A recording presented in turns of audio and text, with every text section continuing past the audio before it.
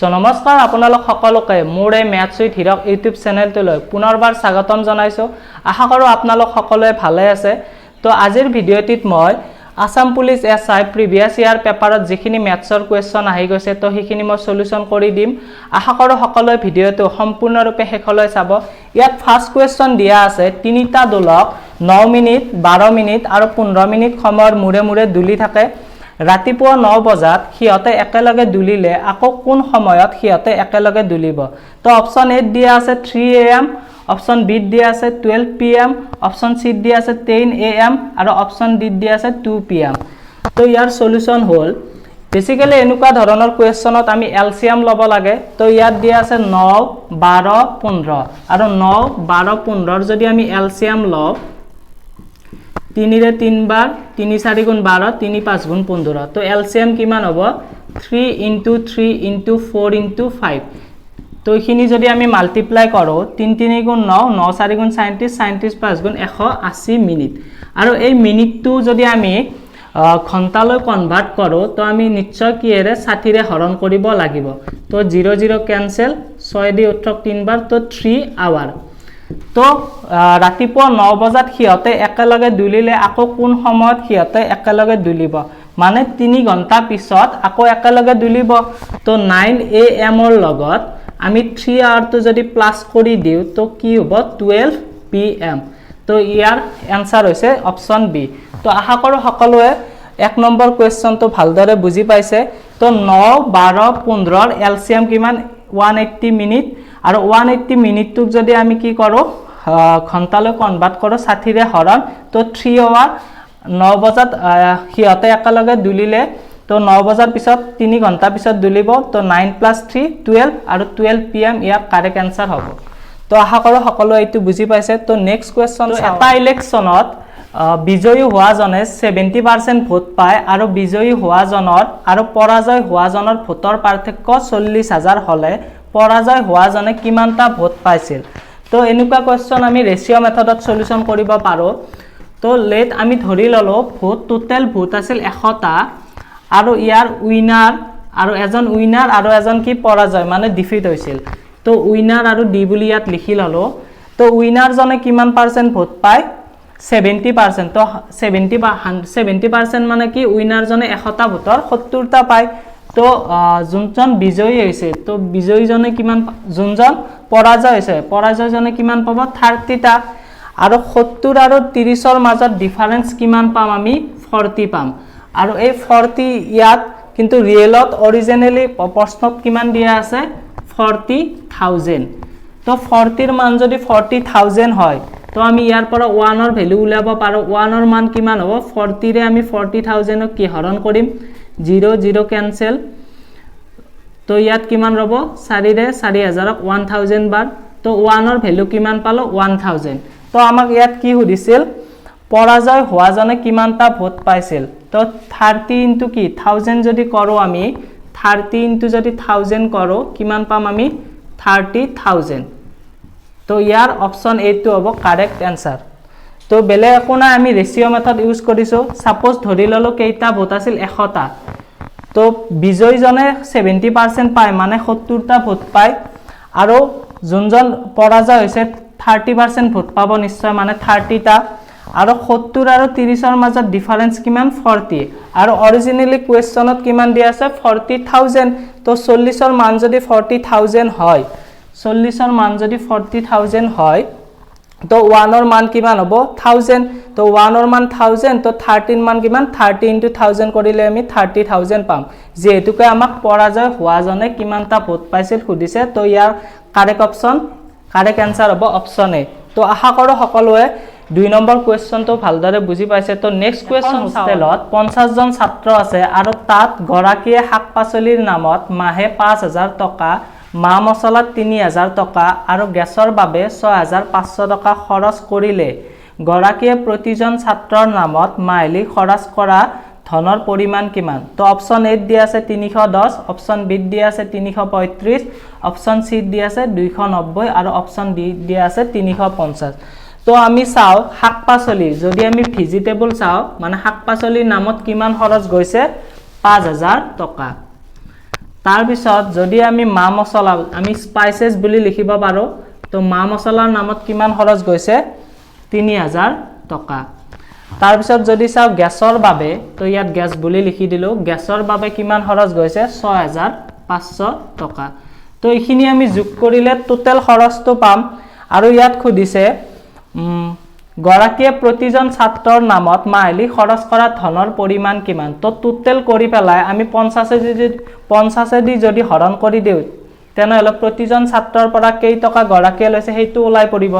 তো এইখিনি আমি প্লাস কৰি লও 005 5 3 8 28 14 তো 14500 যদি আমি টোটাল টুৰে 50 ৰে যদি হৰণ কৰি দিও তো 00 ক্যান্সেল 5 দি 5 দুগুণ 10 5 9 গুণ 45 0 তো প্ৰতিজন ছাত্ৰৰ পৰা 290 টকা কৈ গৰাকীয়ে লব তো ইয়াৰ কাৰেক্ট আনসাৰ হৈছে অপচন সি তো আশা কৰো সকলোৱে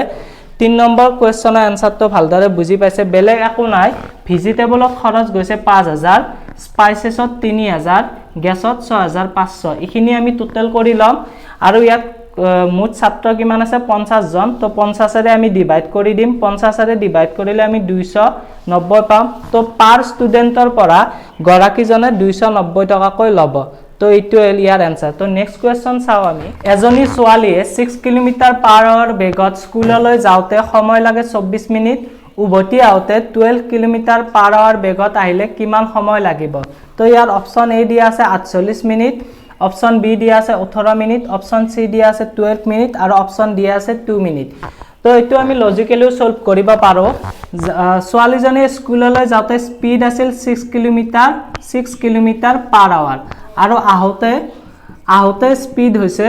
12 কিলোমিটাৰ পাৰ আৱাৰ তো নিশ্চয়কৈ যদি স্পিড বাঢ়ি যায় তো টাইম কম কৈ লাগিব তো 6 কিলোমিটাৰ পাৰ আৱাৰ বেগত যাওতে সময় লাগে 24 মিনিট আৰু আহোতে স্পিড যদি ডাবল হৈ যায় নিশ্চয় সময় তাৰ আধা লাগিব যাওতে 6 কিলোমিটাৰ পাৰ আৱাৰত যাওতে কিমান লাগে 24 মিনিট আৰু আহোতে কিমান স্পিডত আহিছে 12 কিলোমিটাৰ পাৰ আৱাৰ যদি স্পিডটো ডাবল কৰি দাও নিশ্চয় আমাৰ কি সময়টো কম লাগিব তো 24 যাওতে লাগিছিল গতিকে আহোতে লাগিব 12 মিনিট তো option year C to correct answer তো ইয়াত লজিক্যালি যদি সলভ কৰিব নখোজে তেনে হলে মেথডেদিও কৰিব পাৰে তো মেথডেদি কৰি দি আছো এইবাৰ তো লজিক্যালি কৰাটো এইটো কোৱেশ্চনত বেটাৰ বুলি ভাবো তো যদি আমি মেথড ইউজ কৰো 6 কিলোমিটাৰ পাৰ আৱাৰত যাওতে সময় কিমান লাগে 24 মিনিট আৰু ইয়াৰ পৰা আমি 1 কিলোমিটাৰ পাৰ আৱাৰ নিশ্চয় উলাব পাৰো তো যদি আমি স্পিড টু কমাই দিও নিশ্চয় কি সময় বেছি লাগিব তো 24 ইনটু কিমান মিনিট 6 মিনিট আৰু 24 6 গুণ কিমান 144 মিনিট আৰু যদি আমি 1 কিলোমিটাৰ তো যদি এবাৰ 12 কিলোমিটাৰ পাৰ আৱাৰ স্পিড টু যদি বঢ়াই দিও নিশ্চয় কি সময় কম লাগিব যদি আমি 144 ক 12 এ দি এবাৰ হৰণ কৰো 12 12 গুণ কিমান 144 তো ইয়াৰ কাৰেক্ট आंसर এইবাৰো কি পালো 12 পালো তো জেনাকে কি নহক आंसर সেমে পাম তো এইটো কোৱেশ্চন লজিক্যালি কৰাটো বেটাৰ বেলে একো নাই 6 কিলোমিটাৰ পাৰ আৱাৰ বেগত স্কুললৈ যাওতে যদি সময় 24 লাগে যদি স্পিডটো আউতে ডাবল কৰি দেও 12 কৰি দিও তো নিশ্চয় কি সময় তাৰ আধা লাগিব তো আশা কৰো এই 4 নম্বৰ কোৱেশ্চনটো সকলোৱে ভালদৰে বুজি পাইছে তো আমি নেক্সট কোৱেশ্চন চাও এবাৰ এজন দোকানীয়ে বস্তু এটাৰ মূল্য 20% বঢ়াই দি বস্তুটোৰ নতুন মূল্য নিৰ্ধাৰণ কৰে আৰু দোকানীজনে নিৰ্ধাৰিত মূল্যৰ ওপৰত 10% ৰেহাই দি বস্তুটো বিক্ৰী কৰে তেন্তে দোকানীজনৰ প্ৰফিট পাৰ্চেন্ট কিমান তো ইয়াত অপচন এ দিয়া আছে 5% অপচন বি দিয়া আছে 10% অপচন সি দিয়া আছে 8% আৰু অপচন ডি দিয়া আছে 15% তো ইয়াৰ সলিউশনটো হ'ল এজন দোকানীয়ে বস্তু এটাৰ মূল্য 20% বঢ়াই দিয়ে সাপোজ বস্তুটোৰ মই 100 টকা মূল্য বুলি ধৰিলো তো 100 যদি আমি 20% বঢ়াই দিও 100 যদি আমি 20% বঢ়াই দিও নিশ্চয় কিমান হ'ব 120 হ'ব তো 120 কি হ'ল এটো হ'ল মাৰ্ক প্ৰাইস তো 120 মাৰ্ক প্ৰাইস তো আকৌ কি কৰিছে দোকানীজনে নিৰ্ধাৰিত মূল্যৰ ওপৰত 10% ৰেহাই দি তো 120 যদি 10% আমি উলিয়াব যাও 120 ৰ পৰা যদি 10% আমি উলিয়াও 120 ৰ পৰা যদি 10% উলিয়াও তো 0 0 0 0 ক্যান্সেল মানে 120 ৰ 12 টকা ৰেহাই দিব তো 12 টকা যদি ৰেহাই দিয়ে তো ইয়াত কিমান পাম 108 টকা পাম তো ইয়াত নেক্সট খুদিছে বস্তুটো বিক্ৰী কৰে কিমান 10% ৰেহাই তেন্তে দোকানীজনে প্ৰফিট পাৰ্চেন্ট কিমান হ'ব তো ৰিয়েল দাম কিমান আছিল 100 তাৰ পিছত দোকানীজনৰ বেচা দাম কিমান 108 তো লাভ শতকৰা লাভ যদি উলাও আমাৰ কি আছে লাভ বাই কিনা দাম ইনটু 100% আছিল লাভ বাই কিনা দাম পূৰণ 100% তো 100 টকা বস্তুটোৰ মূল্য তাতে 108ত বিক্ৰী কৰা হৈছে তো কিমান লাভ 8 টকা লাভ তো 8 ইয়াত পাতিম কিনা দাম কিমান 100 টকা ইনটু কিমান 100% তো 100 ক্যান্সেল তো ইয়াৰ option C to correct answer হ'ব 8% তো আশা কৰো সকলোৱে 5 নম্বৰ কোৱেশ্চনটো বুজি পাইছে বেলে একো নাই বস্তুটোৰ প্ৰথমতে কিনা দাম কষ্ট প্ৰাইস কিমান আছিল 100 তো 100 ৰ যদি ইয়াত বস্তু এটাৰ মূল্য 20% বঢ়াই দিয়া হয় 100 ৰ মই 20% বঢ়াই দিছো মানে 120 টকা 100 ৰ 20% মানে কিমান 100 ৰ যদি আমি 20% উলাও তো 20 পাম 20% বঢ়ালে 120 হ'ব এটো কি হল মার্ক প্রাইস মানে অঙ্কিত মূল্য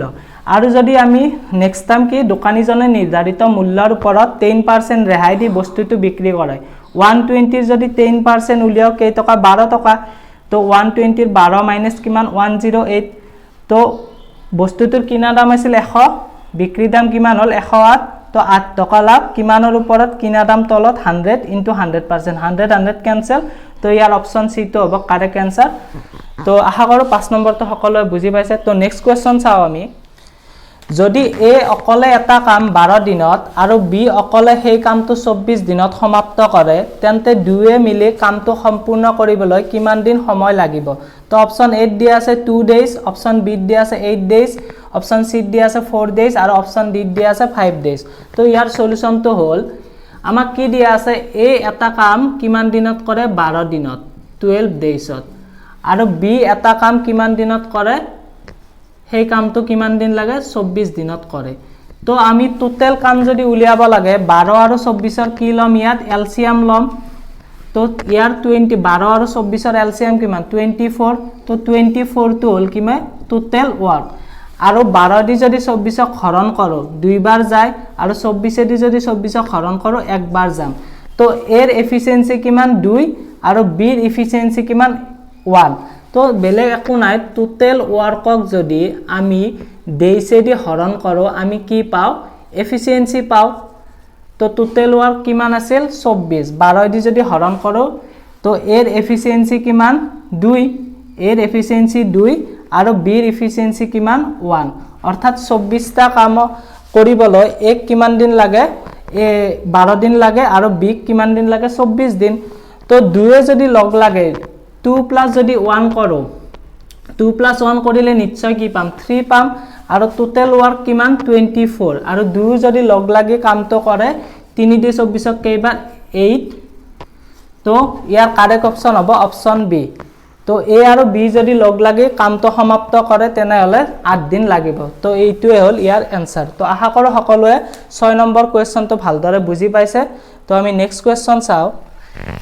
এটা ছাগলী আৰু এটা গৰুৰ দাম 40000 টকা এটা ছাগলী আৰু এটা মহৰ দাম 60000 টকা আৰু এটা গৰু আৰু এটা মহৰ দাম 80000 টকা হলে এটা গৰুৰ দাম কিমান হ'ব তো অপচন এ দিয়া আছে 50000 অপচন বি দিয়া আছে 30000 অপচন সি দিয়া আছে 40000 আৰু অপচন ডি দিয়া আছে 20000 তো ইয়াৰ সলিউশনটো হ'ল এটা ছাগলী আৰু এটা গৰুৰ দাম তো ইয়াত লিখি ললো গোট প্লাস এটা গৰুৰ দাম কাউ এটা ছাগলী এটা গৰুৰ দাম কিমান 40000 ইয়াত লিখি ললো তাৰ পিছত যদি চাও এটা ছাগলী আৰু এটা মহৰ দাম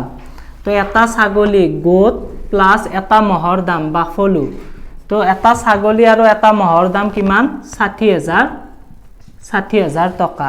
আৰু যদি চাও এটা গৰু আৰু এটা মহৰ দাম 80000 টকা এটা গৰু কাউ প্লাস এটা মহৰ দাম বি এটা গৰু বি মানে কি বাফলো এটা গৰু আৰু এটা মহৰ দাম কিমান 80000 টকা ইখিনি যদি আমি প্লাস কৰি দাও ইয়াত চালে গম পাব গোট দুটা কাউ দুটা বাফলো দুটা তো ইখিনি যদি আমি প্লাস কৰি দাও সব দুটা দুটাৰ মান পাম তো 0 0 0 0 6.5 10 এতে কিমান 18 তো 2 দুইটো সবৰ পা কমন আইব তো ইয়াত ব্যাকেটত কি ৰব গোট কাউ প্লাস বাফলো তো ইয়াৰ যদি এটা এটাৰ মান উলাও মানে তিনিটা যদি প্লাস কৰিব লাগে গোট প্লাস কাউ প্লাস বাফলোৰ কিমান হ'ব 2 দি 1,80,000ক যদি হৰণ কৰো 1,80,000ক যদি হৰণ কৰো 1,80,000ক যদি হৰণ কৰো কিমান পাম 90,000 পাম তাৰ মানে এটা গৰু এটা ছাগলী গৰু আৰু মহৰ দাম টোটাল কিমান 90,000 টকা তো আমাক ইয়াত কি হৈছে এটা গৰুৰ দাম ইয়াত চালে গম পাব গোট প্লাস বাফলো মানে ছাগলী আৰু মহৰ দাম কিমান আছে 60,000 টকা আছে তো ছাগলী আৰু মহৰ দাম যেহেতুকে 60,000 টকা আৰু টোটাল ইয়াত কিমান পাইছো ছাগলী গৰু আৰু মহৰ দাম 90,000 টকা এই 90,000 পাৰ যদি আমি 60,000 তো মাইনাস কৰি দিও নিশ্চয় আমি কাৰ মানটো পাম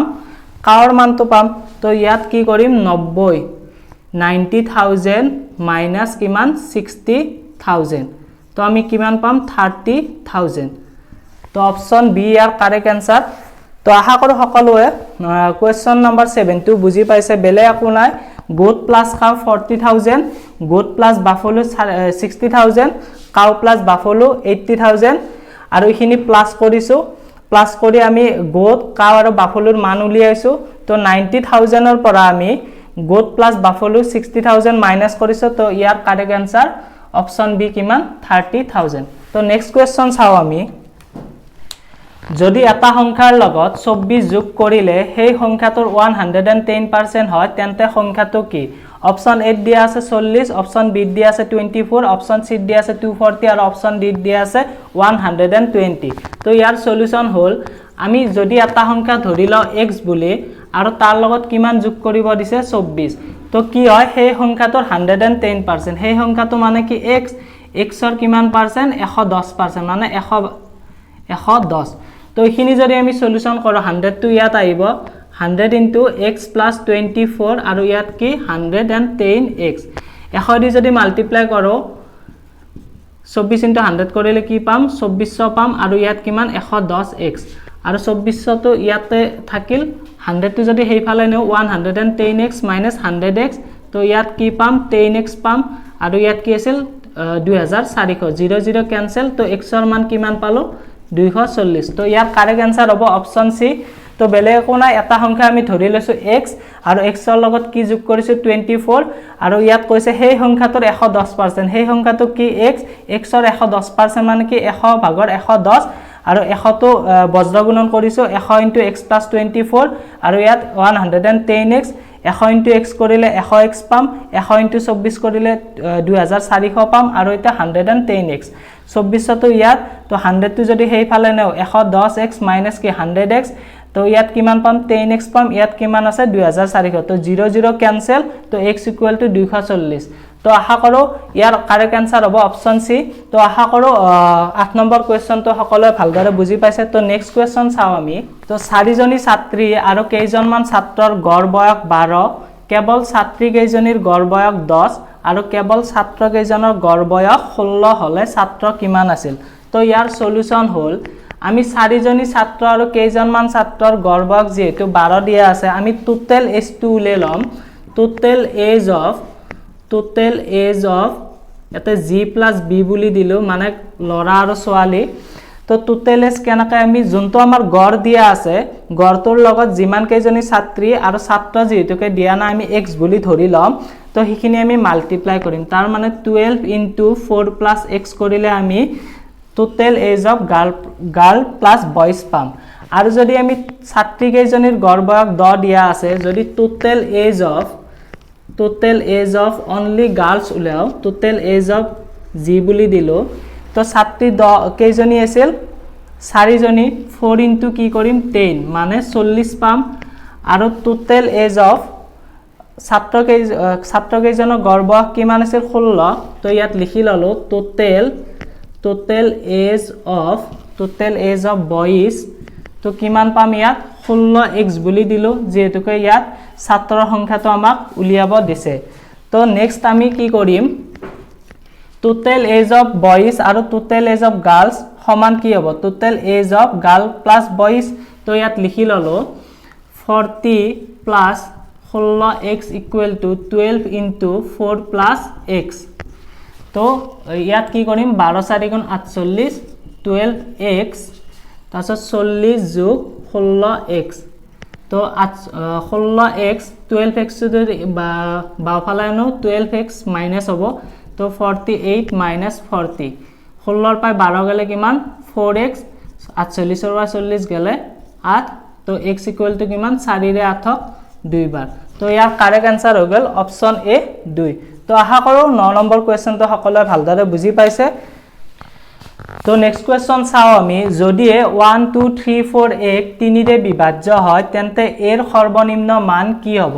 তো এইটো কোৱেশ্চন ৰুলস অফ ডিভিজিবিলিটি অৰ্থাৎ বিভাজ্যতাৰ নিয়মৰ ওপৰত আহি গৈছে তো আৰু মই বিভাজ্যতাৰ নিয়ম কিনো হয় ইয়াৰ আগৰ ভিডিও দুটাত কৈছো তো যি সকলে চোৱা নাই চাব বুলি আশা থাকিল তো এইটো কোৱেশ্চনৰ সলিউশন হল